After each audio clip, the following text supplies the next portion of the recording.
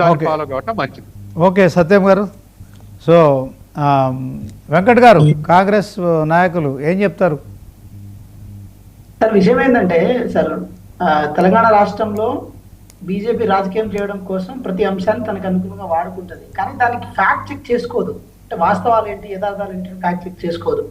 BRS ఎట్లాగో Kaleshwaram credit ఎట్లాగో పోయింది, కనీసం కాంగ్రెస్ మీద బురదలాంటికైనా ఏదో ఒక మార్గం చూసుకోవాలని చెప్పి బీఆర్ఎస్ ఆలోచిస్తుంది. సార్ అంతే సత్యం గారు చెప్పినట్టు చాలా క్లియర్ కట్గా ఒక విషయం ఏంటంటే, కేసీఆర్ గారు లాంటి పెద్ద మనుషులు, రాజకీయ నాయకులు ఇంజనీరింగ్ అవతారం ఎత్తినా కూడా ఏది కాళేశ్వరం ఇది సక్రంగా దాన్ని కట్టలేకపోయారు. ఇప్పుడు మళ్ళీ ఇంజనీరింగ్ అవతారం ఎత్తుతామంటే తెలంగాణ ప్రజలు నమ్మరు.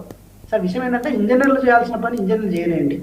ఎక్స్పర్ట్ కమిటీ ఏదైతే దిశానిర్దేశం చేస్తుందో ఆ కమిటీ నిర్ణయాల మేరకు అంశాన్ని ముందుకు పోనివ్వండి. తద్వారా ఏమైందంటే సార్, ఒకసారి మోసపడ్డం, ఏది 1,00,000 కోట్ల వరకు దాంట్లో పెట్టి ఆ ప్రాజెక్టులో నష్టపోయినాం. మళ్ళీ మన పైత్యం ఏదైతే ఉందో అది దాని మీద చొప్పించి, మన పాలిటిక్స్ దాని మీద చొప్పించి దాన్ని మళ్ళీ ఆగం చేసే ప్రయత్నం చేస్తే తెలంగాణ రాష్ట్రం ఏ నీళ్లు నిధులు నియామకాల కోసం కొట్లాడారో ఆ నీళ్లు అనేది ప్రధాన అంశమైనప్పుడు ఆ నీళ్లను మరీ మనం ఆగం పట్టించినట్లుంటుంది. కాబట్టి కాంగ్రెస్ పార్టీగా మేము గతంలో వాళ్ళు చేసిన తప్పులను అంశాలను సరి చేసుకుంటూ నేషనల్ డ్యామ్ సేఫ్టీ అథారిటీ ఏదైతే రిపోర్ట్ ఇచ్చిందో ఆ రిపోర్ట్ మేరకు ఆ పనులను మేము చక్కదిద్దబెడుతున్నాం.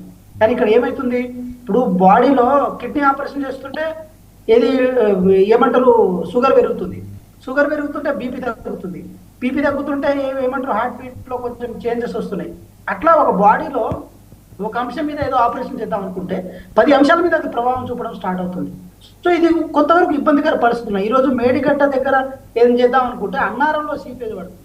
అన్నారం సంబంధించిన వ్యవహారం ఏదైనా చేద్దాం అనుకుంటే ఆ బరువు ఏదైతే ఉందో అది మిగతా ప్రాజెక్టుల మీద పడుతుంది. కాబట్టి దాన్ని వ్యవస్థీకృతంగా మార్పులు చేయాలి. ఇది పెద్ద ఒక ఇబ్బందికర పరిస్థితులు అవి ఉన్నాయని చెప్పి దాని మీద కాంగ్రెస్ ప్రభుత్వంగా దాని మీద చర్యలు తీసుకుంటున్నాం. గౌరవ ముఖ్యమంత్రి గారు కూడా చర్యలు తీసుకుంటారు.